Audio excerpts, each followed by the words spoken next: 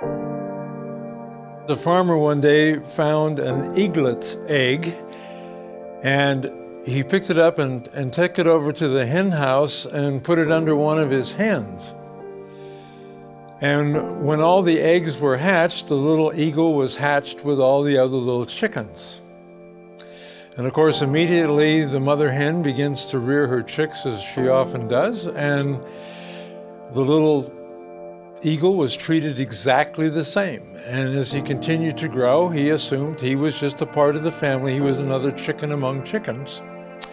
And so he began to learn the things that all little chickens learned, to go around the barnyard and peck for worms, and then when it came to flying, learned to fly maybe a few feet, first at very awkward, and then he got pretty good at flying only a few feet at a time.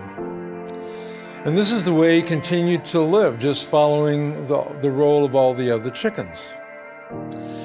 And then one day, when he was much older, he looked up in the sky and he saw a beautiful, majestic bird riding on the winds. And he turned to one of his friends and he said, "Who is that?" or "What is that?" And his friend said, "Oh," he said, that's an eagle. They're birds of the sky." He said, "We're chickens, and we're birds of the ground." After the old eagle heard his friend tell him that that was a bird of the sky and he was a bird of the ground, there was a part of him that had been caught in that moment of seeing that bird in the sky that ignited a longing in himself to fly a few feet, to eat worms. The worms had never satisfied his hunger, and the flying never seemed to be enough.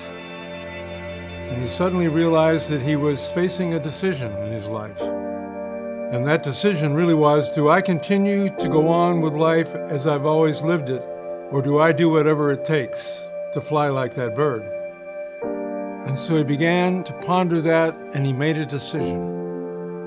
He would rather try to fly like that bird than to simply accept the way he had been living. And so that's the decision he made, to fly. And his life was changed forever.